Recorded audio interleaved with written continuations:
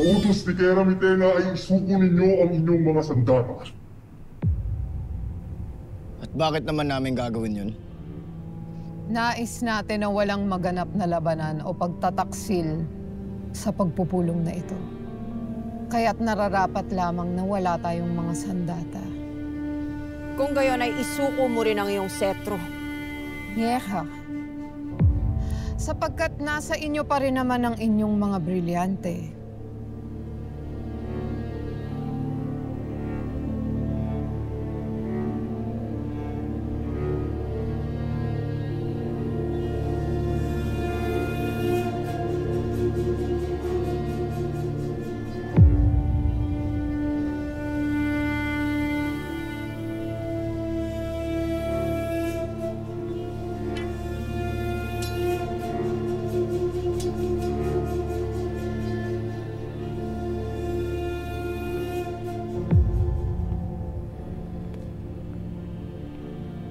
Sinuko namin ang aming mga sandata bilang tanda sa pagtitiwala namin sa pagpupulong na ito.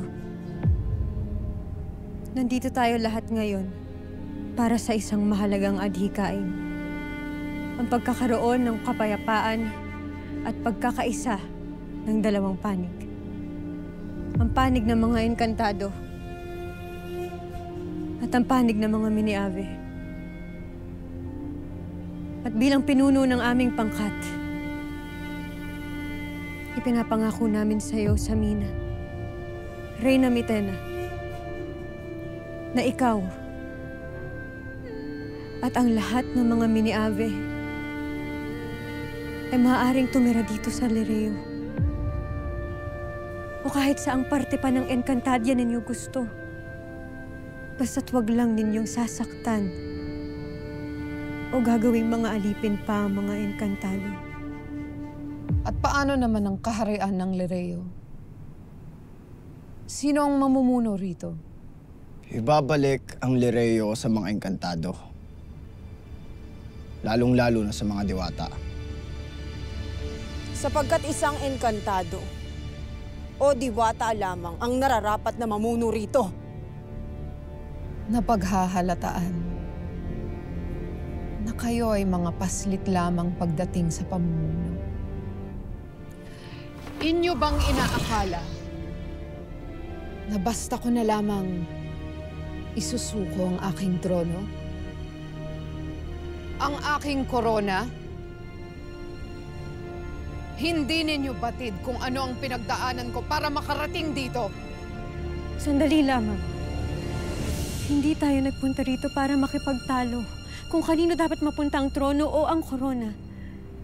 Ang layuning natin lahat dito ay ang pagkakaisa at pagkakasundo ng dalawang lahi.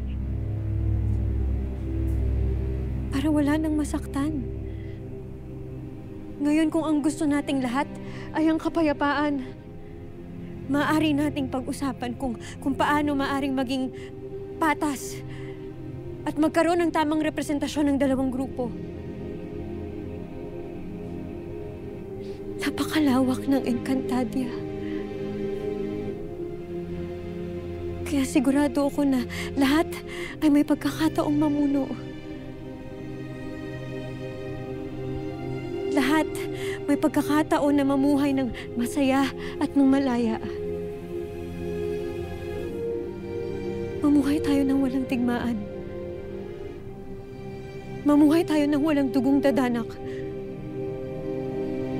Alang-alang sa ikabubuti ng lahat.